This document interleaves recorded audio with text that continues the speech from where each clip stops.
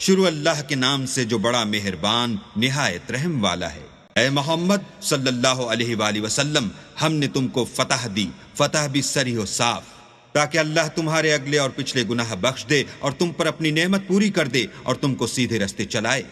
اور اللہ تمہاری زبردست مدد کرے۔ وہی تو ہے جس نے مومنوں کے دلوں پر تسلی نازل فرمائی تاکہ ان کے ایمان کے ساتھ اور ایمان بڑھے، اور آسمانوں اور زمین کے لشکر سب اللہ ہی کے ہیں، اور اللہ جاننے والا اور حکمت والا ہے۔ یہ اس لیے کہ وہ مومن مردوں اور مومن عورتوں کو بہشتوں میں جن کے نیچے نہریں بہ رہی ہیں داخل کرے، وہ اس میں ہمیشہ رہیں گے اور ان سے ان کے گناہوں کو دور کر دے، اور یہ اللہ کے نزدیک بڑی کامیابی ہے۔ اور اس لیے کہ منافق مردوں اور منافق عورتوں اور مشرک مردوں اور مشرک عورتوں کو جو اللہ کے حق میں برے برے خیال رکھتے ہیں عذاب دے، انہی پر برے حادثے واقع ہوں، اور اللہ ان پر غصے ہوا اور ان پر لعنت کی اور ان کے لیے دوزخ تیار کی، اور وہ بری جگہ ہے۔ اور آسمانوں اور زمین کے لشکر اللہ ہی کے ہیں، اور اللہ غالب اور حکمت والا ہے۔ اور ہم نے اے محمد صلی اللہ علیہ وآلہ وسلم تم کو حق ظاہر کرنے والا اور خوشخبری سنانے والا اور خوف دلانے والا بنا کر بھیجا ہے، تاکہ مسلمانوں تم لوگ اللہ پر اور اس کے پیغمبر پر ایمان لاؤ اور اس کی مدد کرو اور اس کو بزرگ سمجھو،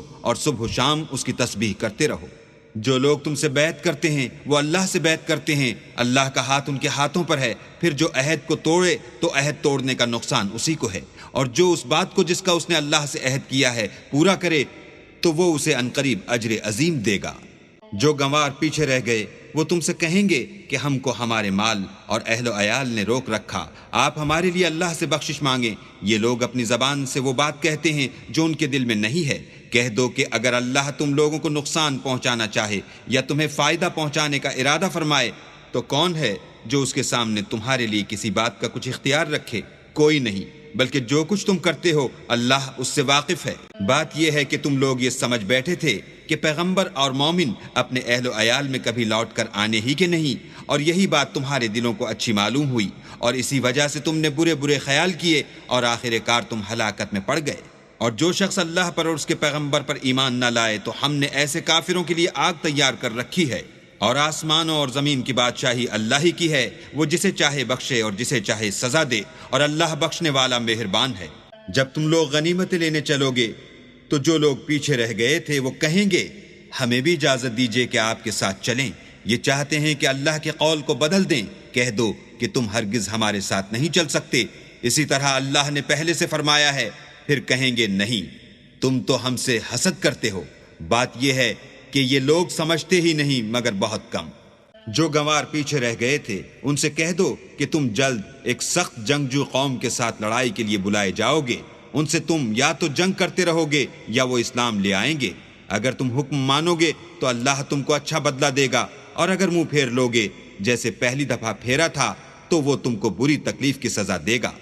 نہ تو اندھے پر گناہ ہے کہ سفر جنگ سے پیچھے رہ جائے، اور نہ لنگڑے پر گناہ ہے، اور نہ بیمار پر گناہ ہے۔ اور جو شخص اللہ اور اس کے پیغمبر کے فرمان پر چلے گا اللہ اس کو بہشتوں میں داخل کرے گا جن کے تلے نہریں بہ رہی ہیں، اور جو روگردانی کرے گا اسے برے دکھ کی سزا دے گا۔ اے پیغمبر صلی اللہ علیہ وآلہ وسلم، جب مومن تم سے درخت کے نیچے بیعت کر رہے تھے تو اللہ ان سے خوش ہوا، اور جو صدق و خلوص ان کے دلوں میں تھا وہ اس نے معلوم کر لیا تو ان پر تسلی نازل فرمائی اور انہیں جلد فتح عنایت کی، اور بہت سی غنیمتیں جو انہوں نے حاصل کی، اور اللہ غالب حکمت والا ہے۔ اللہ نے تم سے بہت سی غنیمتوں کا وعدہ فرمایا ہے کہ تم ان کو حاصل کرو گے، سو اس نے غنیمت کی تمہارے لیے جلدی فرمائی اور لوگوں کے ہاتھ تم سے روک دیے۔ غرض یہ تھی کہ یہ مومنوں کے لیے اللہ کی قدرت کا نمونہ ہے، اور وہ تم کو سیدھے رستے پر چلائے، اور غنیمتیں دیں جن پر تم قدرت نہیں رکھتے تھے، اور وہ اللہ ہی کی قدرت میں تھیں، اور اللہ ہر چیز پر قادر ہے۔ اور اگر تم سے کافر لڑتے تو پیٹ پھیر کر بھاگ جاتے، پھر کسی کو دوست نہ پاتے اور نہ مددگار۔ یہی اللہ کی عادت ہے جو پہلے سے چلی آتی ہے، اور تم اللہ کی عادت کبھی بدلتی نہ دیکھو گے۔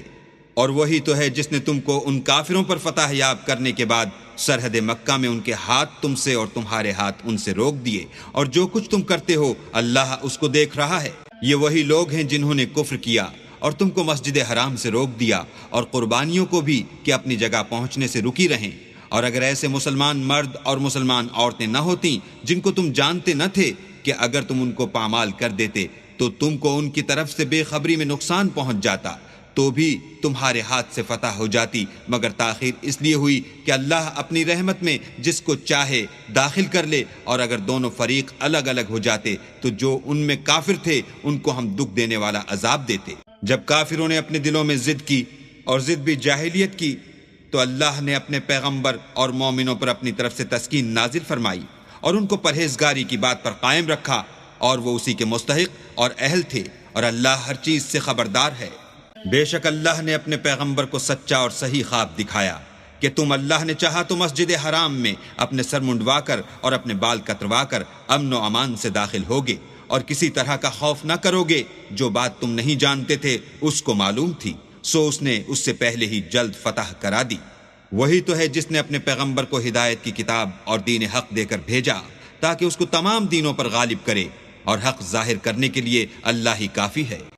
محمد صلی اللہ علیہ وآلہ وسلم اللہ کے پیغمبر ہیں، اور جو لوگ ان کے ساتھ ہیں وہ کافروں کے حق میں تو سخت ہیں اور آپس میں رحم دل۔ اے دیکھنے والے، تو ان کو دیکھتا ہے کہ اللہ کے آگے جھکے ہوئے سر بسجود ہیں، اور اللہ کا فضل اور اس کی خوشنودی طلب کر رہے ہیں۔ کثرت سجود کے اثر سے ان کی پیشانیوں پر نشان پڑے ہوئے ہیں۔ ان کے یہی اوصاف تورات میں مرقوم ہیں، اور یہی اوصاف انجیل میں ہیں۔ وہ گویا ایک کھیتی ہیں جس نے پہلے زمین سے اپنی سوئی نکالی، پھر اس کو مضبوط کیا، پھر موٹی ہوئی، اور پھر اپنی نال پر سیدھی کھڑی ہو گئی، اور لگی کھیتی والوں کو خوش کرنے تاکہ کافروں کا جی جلائے۔ جو لوگ ان میں سے ایمان لائے اور نیک عمل کرتے رہے، ان سے اللہ نے گناہوں کی بخشش اور اجر عظیم کا وعدہ کیا ہے۔